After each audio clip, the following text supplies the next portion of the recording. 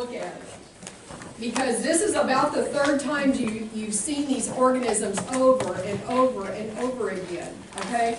We're still in the realm of what we see in the head, organisms getting down into the lungs, except when we get to fungal. Those are a little bit, we haven't seen the fungal before. And you haven't heard, you haven't had the immunocompromised, so those will be a little bit different. So things will be redundant, okay? So pull from those. And it will make this easier. The other thing is that, at least for the community-acquired pneumonias, you are going to see them a lot. A lot. It's frequent. It's common. So if you're in family practice, probably, I don't know if urgent cares will do it, ERs, pediatrics, internal medicine, you're going to see these diseases over and over and over again. Okay. Professor Hughes and I had a discussion this morning. I changed some things based on what she was doing.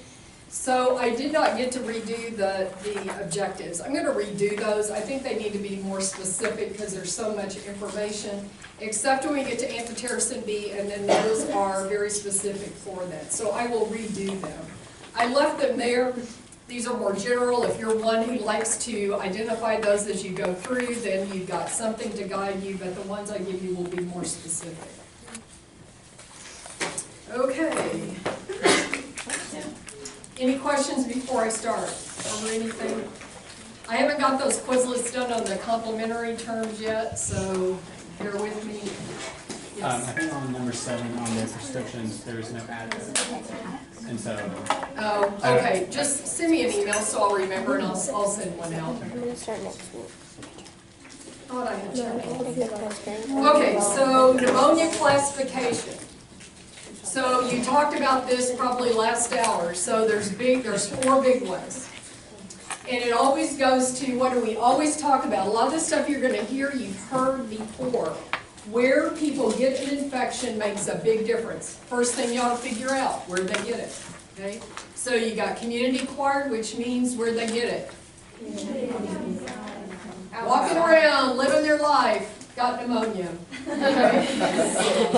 What's the next one? Hospital acquired, right? Okay. So why do we distinguish that between the outside of community? Why do we worry about that? More resistant. So we divide hospital acquired into, did they get it early? Probably didn't get it due to the hospital, they got it out, brought it in, or late, got it in from the hospital bugs, makes a big difference, okay? Next one is it ventilator? Yes. Ventilator associated, okay? So they have their own unique set of bugs. And the last one is where people are not necessarily, they're not in the community, they're not in the hospital, but they're in situations which increase their risk of bugs that may be different from any other setting. And those would be what kind? Healthcare associated. Retirement homes, those are big ones. Pardon? They're listed there for you. I never remember. I always remember the nursing home. Home health. So if they go to dialysis, if they go to wound care, where there's going to be big different sets of bugs, those are ones to keep in mind. Okay. So next page, page 2. At the top you see algorithms on page 4 and 5. So if you look over on page 4, there's an algorithm. I won't test you specifically off this, but I think that you ought to walk yourself through it once you have learned it. I've given it to you in another table and in text. You ought to walk through the decision making. And I would say if you haven't quite got a pattern of how you think about treatment, this is a good way to start thinking about it. Where do I start? And when I talk about decision points, that's what those yes and no's are. So it's very logical. From here, A to B to C to D, and what do I do at each of those points? For anything I teach you, I am a very linear, logical thinker. So I tend to teach you that way, I tend to test you that way. So I think that is a good way. The next one are the American, what is that group's name? This is the American Thoracic Society, and it's an organization that looks at treatment of infectious diseases. So they came out with a guidelines in 2007, and those have not changed since that time except with regards to macrolide antibiotic resistant. So what they do is outpatient treatment, inpatient, not ICU, ICU, and then special considerations. This is also in the text. It's just written out and laid out a different way. Maybe your brain thinks better that way, but these are redundant. So they're in there 3 times, different ways to look at it. Okay. Are you with me, Hannah? Yes. All right, so that's what those refer to. So let's look at community acquired. Who do you hospitalize? The sicker they are, the more likely you're going to hospitalize them. Can they maintain fluid and nutrition intake? For kids, that is really important. But if somebody is not going to be able to do that, then admitting them may be a better choice. Their ability to adhere to an antibiotic regimen. You'll get a feel for this. When you start talking to people, you're like, I just don't think you're going to be able to do it. Now, that won't be the only reason they'll let you admit somebody, but it may factor in to it. History of substance abuse, mental illness, cognitive impairment. That goes to, can you feed, water yourself, and take care of yourself and your medicines while you are getting better. Your living situation. If you've got an 85-year-old living by themselves, family works all day long, someone checks on them in the evening but can't do that during the day, that may be a reason. So these are all factors to take into account. And then their functional status, which goes to everything else. Food, water, taking medicines. The next 3 sections, I put down important material, important material, important material. You have seen this before. When you are looking at trying to decide what am I going to treat this person with, we start empirically, right? April, what's empiric mean? Just your best guess based on what you think they have. Best guess. But it's not just a guess like I'm throwing a dart at the wall and wherever it lands, that's what I'm going to do. It's based on risk factors, most common pathogen, risk factors for resistance. You have seen this before, right? So use that pattern in your brain to help you remember that. So empiric, what's the most likely pathogen? So that usually goes to where in the body is it located and where did they get it, right? Heard it before. Which antibiotics are effective? So wherever you go in the United States, that may differ. You may go to Hoboken, New Jersey, and their resistance patterns are going to be different. Their bug pattern is different. So you'll get to know that in the communities that you work. Risk factors for the resistance, that's your other thing to factor in. And then what are their medical comorbidities? So what comorbidities would we worry about? Okay, are they immunocompromised? What else? Cardiovascular. What? COPD, lung disease, what else? Pregnancy. What else? Age. Perhaps age. The old. And here the young. Kidney and liver, those are always my 2 first because that's how we get rid of drugs. So if those are compromised, then I want to know, does that affect how I might be able to use the drug, but I have to use less of it because of those things. Okay, so you hit most of them. The other would be alcoholism effects on it. That would affect nutritional status, also liver as well. Do they have cancer, which might go to a more immunocompromised setting. Okay. So most common pathogens. So you've probably been through this. So strep pneumonia is going to be one of the common ones. Mycoplasma, chlamydia, especially in little kids, and respiratory viruses listed there. We talked about those yesterday. Influenza, parainfluenza, RSV. So what kind of antibiotics are we going to be thinking about? Now, are these gram-negatives? So strep is gram-positive. So mostly what are we going to be thinking about? beta-lactams, macrolides, fluoroquinolones, going to be more secondary, or doxycycline. Okay, so we've seen those again, and that's exactly what we're going to be looking at.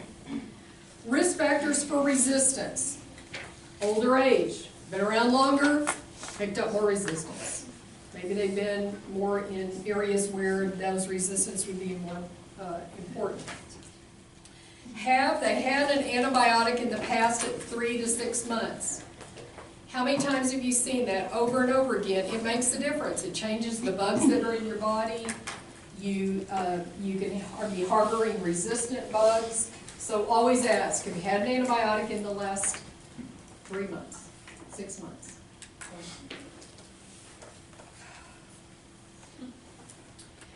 Macrolide resistance, more than 25% in some regions of the U.S. That is up to 40% in some areas. So that is something you would want to know in your area, in your community. What is macrolide resistance? Because may shunt you to using 2 drugs or a different category. Alcoholism, medical comorbidities, you mentioned those, the immunosuppressive, and the bug playground of our life, daycare centers, okay? I would say also elementary school, same thing. Okay. All right, so let's go to the top of page 3. So now we're on outpatient treatment. They come to see you, you decide they have a pneumonia, and you put them on a drug, send them home. That's outpatient. Uncomplicated. So uncomplicated, no risk factors. They don't have any comorbidities. They haven't required they haven't had an antibiotic, and their resistance rate is low. You're going to start them on a macrolide. You don't have to know these doses, but you should know the classes. Or you can do doxycycline. Either one.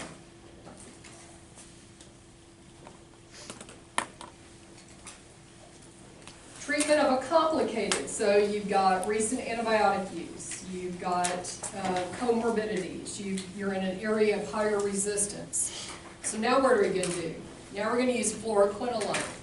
A lot of people go to fluoroquinolones first because they're always effective, but our resistance rate is going up. I talked to you about this when we were in the last module.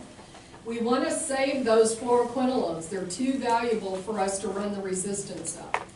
So we're going to only go to fluoroquinolones when we don't have the first line to go to. So levofloxacin, moxifloxacin, and here's a different one, gemofloxacin. It's about the only time you're going to see it. It's not a very common one. Note, it's for a short period of time, 5 days. Most people can deal with 5 days of treatment.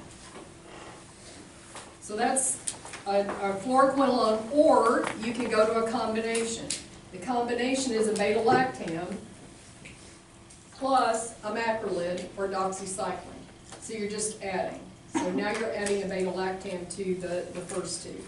So look at the ones they use. High dose amoxicillin, what would the dose of that be?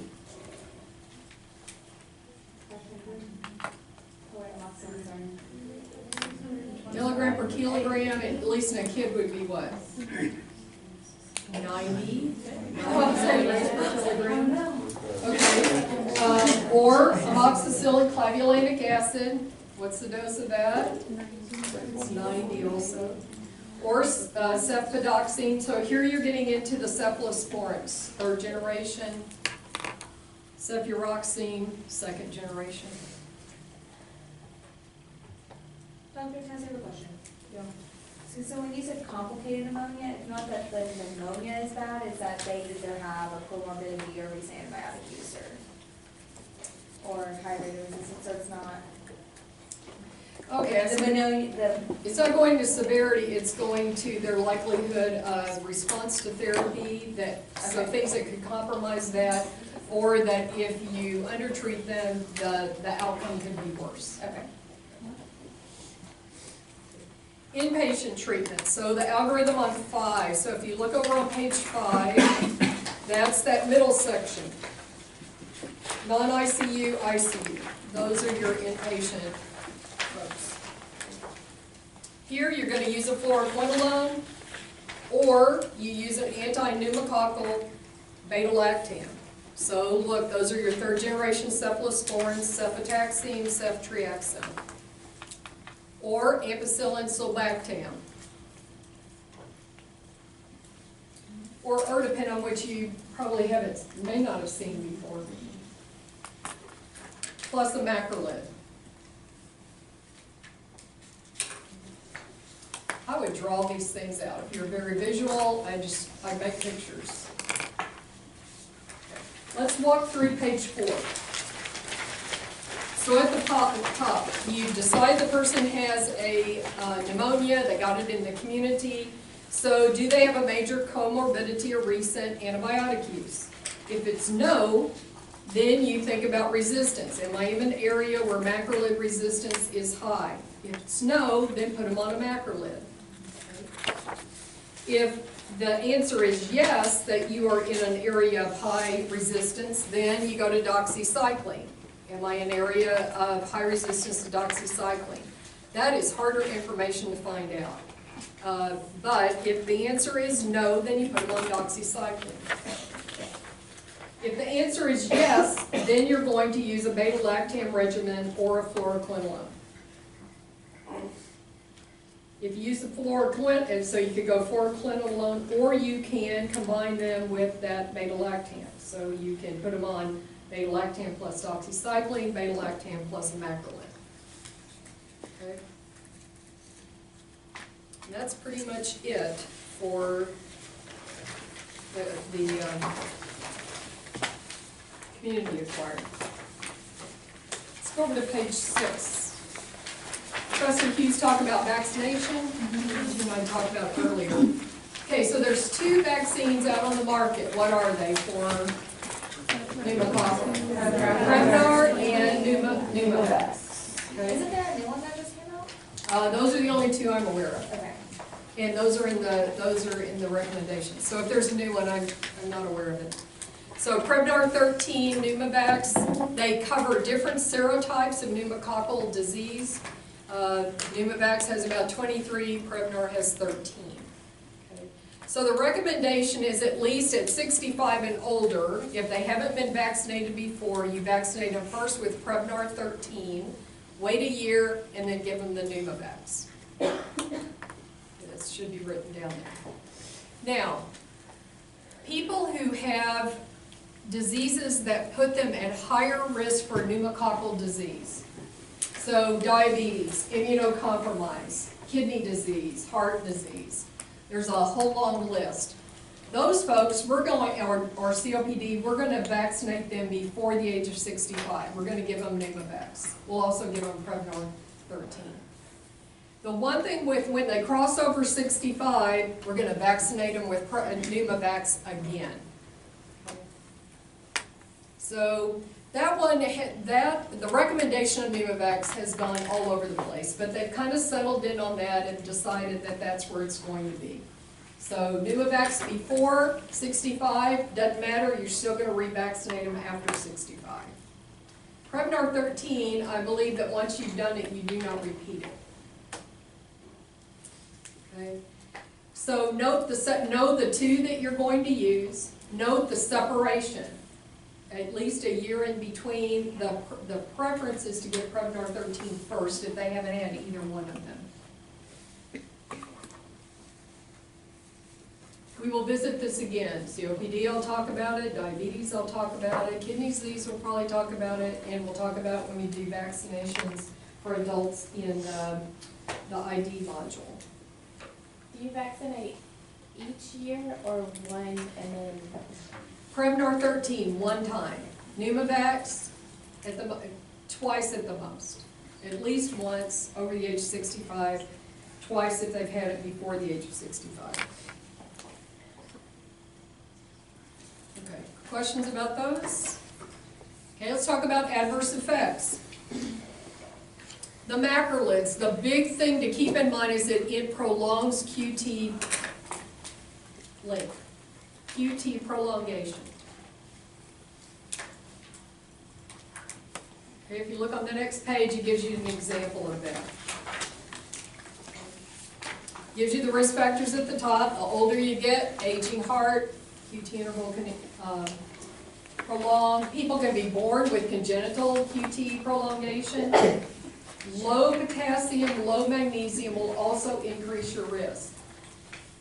There are certain drugs, antiarrhythmics, that also do that. Sometimes we want them to do that. So class 1A and the class 3. Right now, that's all you have to know. Next module, we'll talk about those specifically.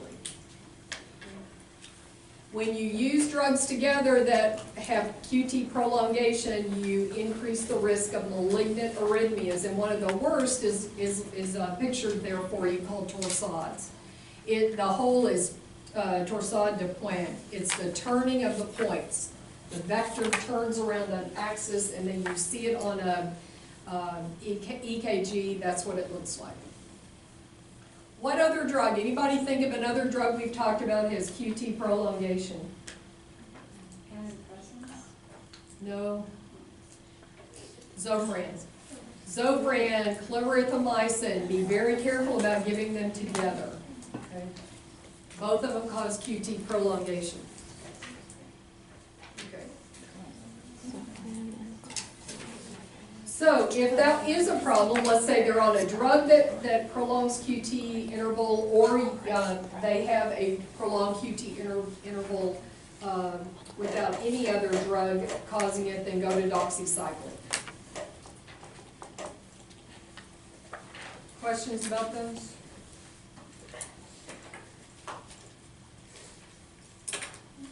Okay.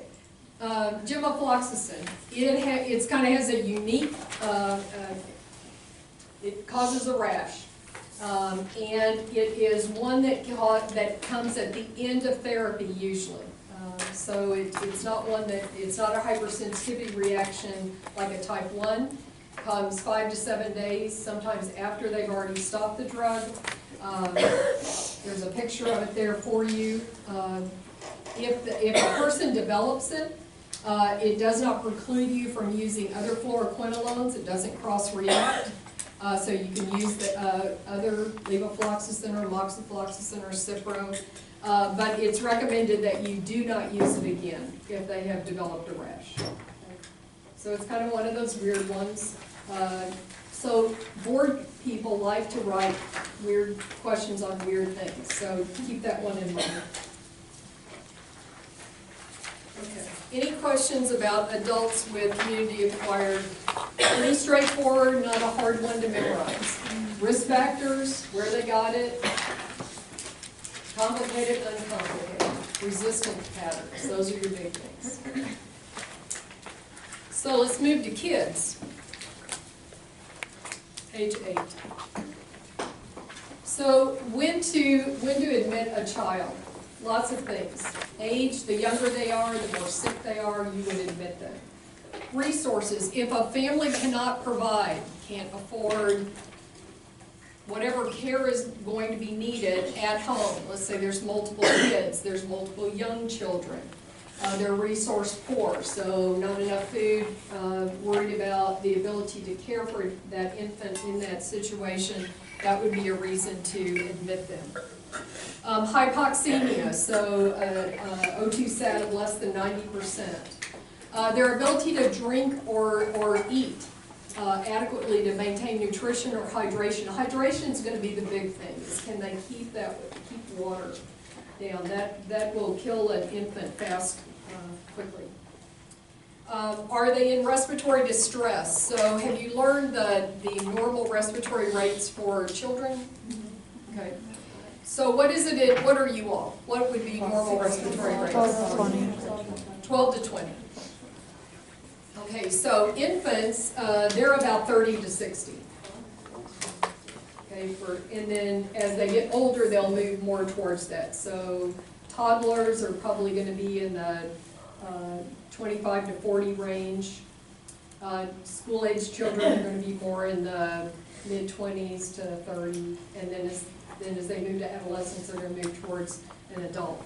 So there you've got, so when you look at a respiratory rate of 70, you're like, whoa. Okay, for you all, that would be bad. For a child, it's right above the normal rate. So above 70 for an infant, above 50 for older kids. Retractions, you know what retractions are? What are those? It's like when your muscles get sucked in. Muscles sucked in, okay, what else? Which muscles are we talking about? Intercostals. Intercostals would be one, what else? Whatever is up Neck, here. anything that will lift, so when you breathe, the diaphragm creates a negative resistance, and so air moves in. So when you're retracting, you are trying to pull out that chest cavity as much as you can to create a negative flow or a negative pressure between inside and outside. So the intercostals lift and move that chest wall away. Your muscles in your neck also lift.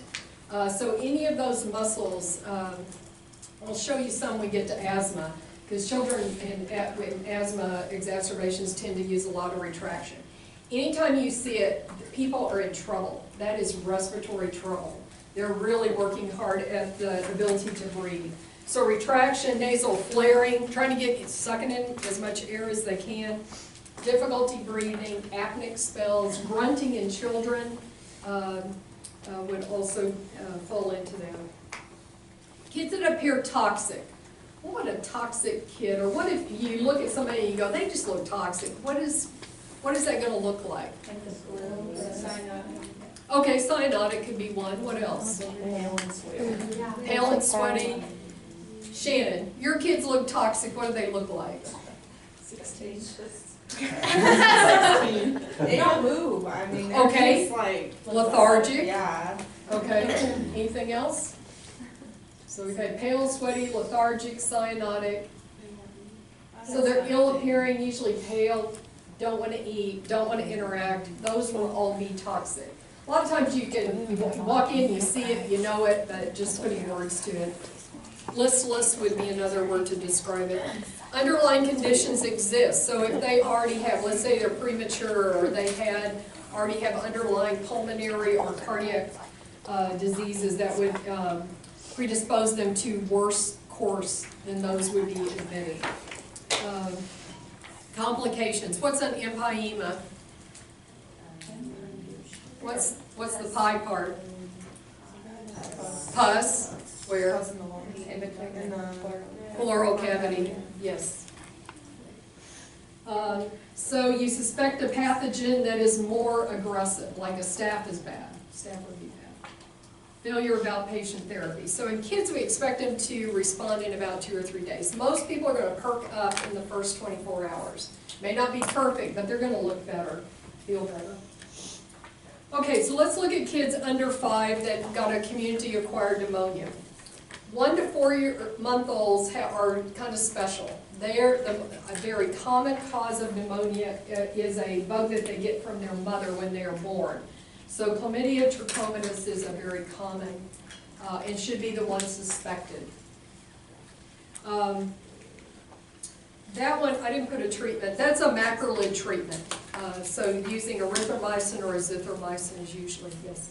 In Professor Hughes' lecture, she emphasized E. coli in that situation, passed on from the mother. Well, it can, especially if they swallow meconium. Yes, that's the thing they're worried about the most. Chlamydia, they get from the mom, yeah. In children, yes. So in that scenario, should you also suggest to the mother to be tested for chlamydia at that point? You could. 6 months to 5 years, viral or more common. If you suspect influenza, treat them as quickly as possible with something like Tamiflu to try and reduce the length of the illness. It won't usually prevent it, but it will certainly reduce the length of the time that they are sick, and hopefully prevent a viral pneumonia turning into a bacterial secondary pneumonia. Top of page 9, bacterial pneumonia, so strep, again the most common. You've had these before, so this is the same pattern we saw in other diseases. So high dose amoxicillin, drug of choice. For kids who've got a type 1 hypersensitivity to penicillin, that means what? So they've had symptoms of anaphylaxis. So those are the kids we really want to stay away from penicillin. So, I'm sorry, I put non-type 1 first. Okay, so non-type 1, so the cephalosporins. Ceftonir is what? What's that? What's the trade name? Lomdicep. What's the dose of that? 14 milligrams per kilo. In divided doses or once a day. Children with type 1, we're going to stay away from the cephalosporins and the beta-lactams, and we're going to use clindamycin or macrolide.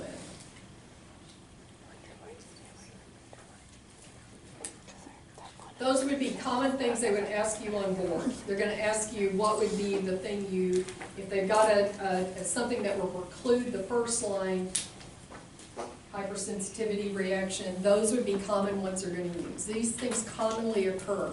So I mark it as probable board, probable pack rat, probable EOR question. If they can't tolerate liquids, you're worried about an oral therapy, you could give them ceftriaxone. Third generation cephalosporin, 1 big dose can be used before starting, and then putting them on an oral is what they're saying there. So atypical pneumonias, if they don't respond, then the ones to keep in mind would be the mycoplasma or the chlamydophilia pneumonia. Don't see that one very often. Those are ones, so if the kid doesn't respond to usual, consider those and put up macrolide could be substituted. Questions about the kids under 5? Okay, let's look at kids over 5. Strep, still the most common. For the kids down below, similar to what we did with adults, it's a macrolide. If they fail to respond, you can then put them on a fluoroquinolone.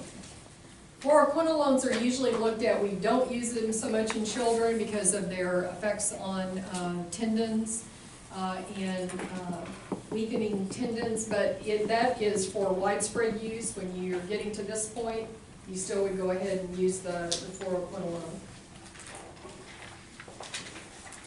Next page, there's the Tamiflu. Again, like any viral product, you've got to get it in as soon as possible. Why is that? Why do we always say that with antiviral agents? Isn't it prevent the binding of the virus to other cells? So some cells will be affected, but not the rest? Right, because as soon as they get in the cell, the horse is out of the barn. I mean, no sense in trying to shut the door at that point, right? So we were trying to get them to quit, to keep them from attaching and being able to get into the cell. So once they got into the cell, we don't really have anything effective to treat them. Is that why you typically don't use it for like bronchitis? Because by the time, because isn't bronchitis viral? It is. So by the time that you would catch it, it'd be too late? Yes, but I'm thinking, we don't have a lot of antivirals for them. So some of it's lack of drug, and some of it probably is because of they're already in the cell. Probably. Okay. I'm thinking out loud. Supportive care, fever and pain, so it would still be your acetaminophen, your non-steroidals for kids. Those doses we've talked about before would still apply here. Keeping them hydrated, really, really important. Making sure the mom knows to keep fluids going, pushing fluids. And then identifying deterioration. So often a mom will ask you, well, how will I know when to bring them back? Or what would be the worst thing? What should I do if this happens? So maybe that's more first-time moms or first-time they have a child that gets that ill. So fever doesn't go away, those retractions, that breathing would be a big thing. And then, again, just not perking up, not wanting to eat, not wanting to drink. Those would be telltale signs. The next 2 pages walk you through exactly what we just talked about. You can use them or not. What I'm gonna test you over is in the text. These are simply redundant and helpful in organizing it in a different way. Okay, questions or comments? Anything I have said that is different from what you heard last 2 hours? Okay.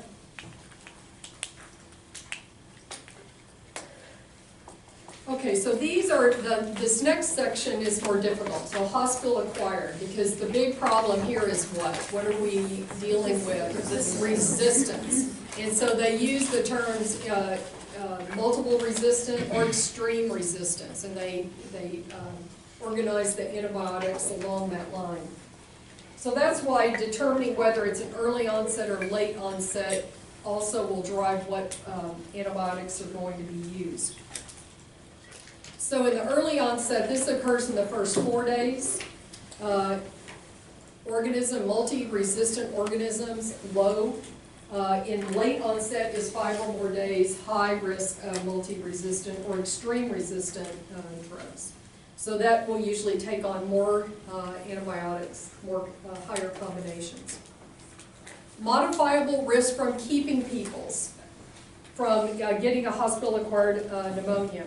So trying to avoid having to intubate them if at all possible. Aspiration, body position, enteral feedings. Okay, so a lot of this is going to go to nursing care, and they're going to take care of this. But to the point where you can influence those things, it would be important. Exposure to antibiotics, don't use them if you don't have to, would be the word there. Acid suppressive therapy. That is mixed on whether to do it or not do it. So it's, I can't give you guidance on there. It would be up to the clinicians what you thought was best. Okay, so let's go over and look at the next page, multi-drug resistance. So in terms of definition, we're usually talking about more nasty and harder to treat gram-negatives.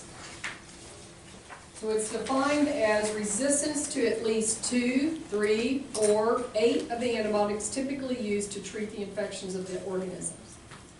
Now, since you have admitted them to the hospital, you are going to be able to get the culture and sensitivity. So you're going to send it to the lab for them to culture it, and then they're going to drop sensitivity discs. They'll drop drug discs, and they'll look to see what the organism is sensitive to.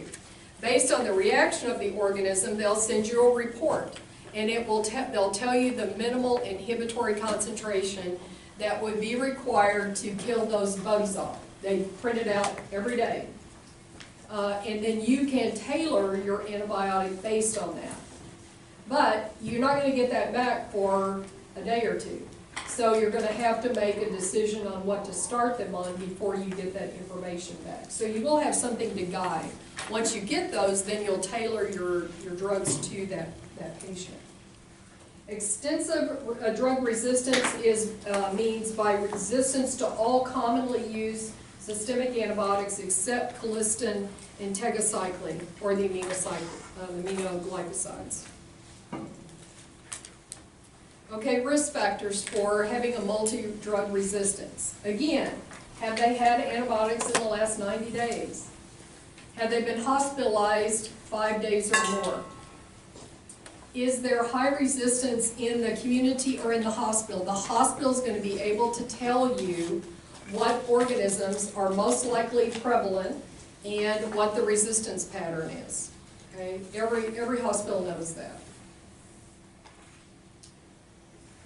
Are they coming in from a nursing home or an extended care like an LTAC or a nursing home, skilled nursing facility? Have they been on home infusion? Did that include an antibiotic? Are they on dialysis? Have they had home wound care, or they've been to a wound care clinic? People can go to wound care for months to a year, so that can be very long term. Do they have a family member with a multi-resistant pathogen, or are they on immunosuppressive therapy, or do they have a disease? So what would be that? What would be some diseases that could could fall into that category. HIV, what else?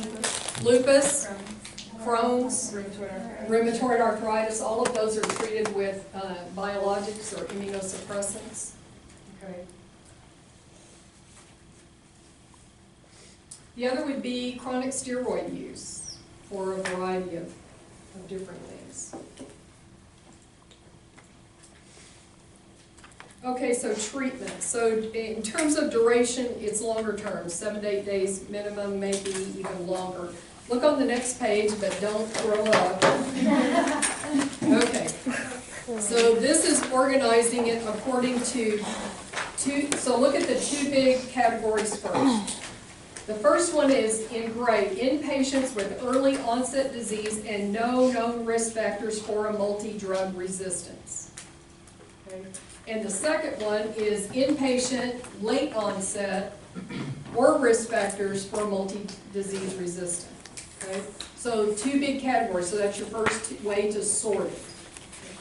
So if you look at the top, you're looking at strep, Haemophilus, methicillin-resistant staph, or I'm sorry, methicillin susceptible, and then your common gram negatives, E. coli, Klebsiella, Enterobacter, Proteus, Serratia. So what do you use? Well, a third generation cephalosporin, ceftriaxone, fluoroquinolone, ampicillin, sulbactam, ertapenem. Those are your big guns, okay? One drug, so sort them that way. Then look at the ones below. So in addition to that, there's Pseudomonas, so that puts you at a high risk, so that's going to change our drug therapy. Klebsiella and Acinetobacter. Here we're going to do combined. So what are we going to combine? We got one, we're going to either use an anti-pseudomonal cephalosporin, an anti-pseudomonal carbapenem, or a beta-lactam inhibitor. You have been exposed to those before in terms of Pseudomonas coverage.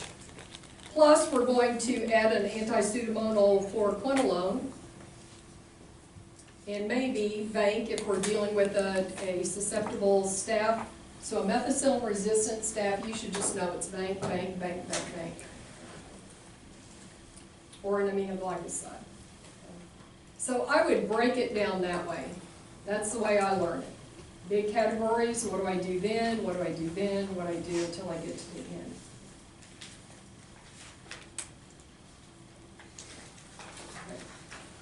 Okay. Questions? All I'm going to look at on these are big picture because I think that it's not the situation you're going to find yourself in most of the time. Okay, let's take a break and we'll come back and start with the fungal infections on 16.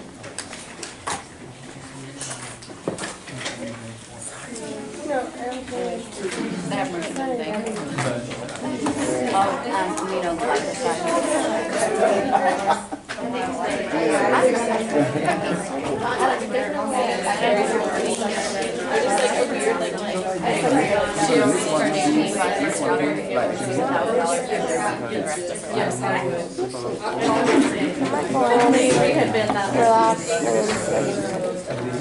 So this one I can do, but not. I know. Maybe I just hold it till when Like, that right there. Hey, Oakland. Want me like at 10:30 in the morning? At a coffee shop. What? At a coffee shop. At a coffee shop? Or wherever. Yeah. Out there is like 2 hours to go. What time did we start at 1? And you want to meet at 10:30? I was just thinking, Yeah. give us like a couple hours where we rest. Yeah. You know it pretty well, so And then- Friday it would be like a true halfway test. Yeah. No, that We're not makes winging sense. it completely. If you want to, we could stay after and practice at, Yeah, see, E on the top. Kramer, thanks. I couldn't think of the name. Yeah. That might be Do you nice. want to meet in the morning? Yeah, I think. I mean, we could still talk it over and make sure that we both know like what we want to do. And mean, it can only help, the so. next week it won't be, like, it'll be more review, it won't be as many. Yeah. And the physical diagnosis that Reggio did, or not Reggio. Rourke. Yeah, I feel like that was a pretty good, like, breakdown of what for both of us. Yeah, no, it was. So I'll definitely. I printed it out last night. I kind of like skimmed over it. I didn't really study that much. Yeah, I haven't studied a ton for that. At least I went over physiology more. I haven't like done physiology. So close. I've I'll only make sure to done go through. farm and yesterday bronchitis stuff. That's the only thing I've looked at. Sorry. I'll probably do that tonight. Like phys die stuff. Yeah. What do we have to do on Friday? Like, we're listening to the chest, and then maybe doing the, like, what else? Are we pretty, We have like, to do the fomentis, and then I don't know what it's the called, when you like 99? or when you Oh, okay. this thing, you check for the fomentis and you listen on So that's it? So, because I remember she did a lot more two on the side tests. and then two in the back. Well, yeah, so it's like 4 to... You gave us Hold on, I I got just know she went over some stuff. this stuff. Oh, all of that?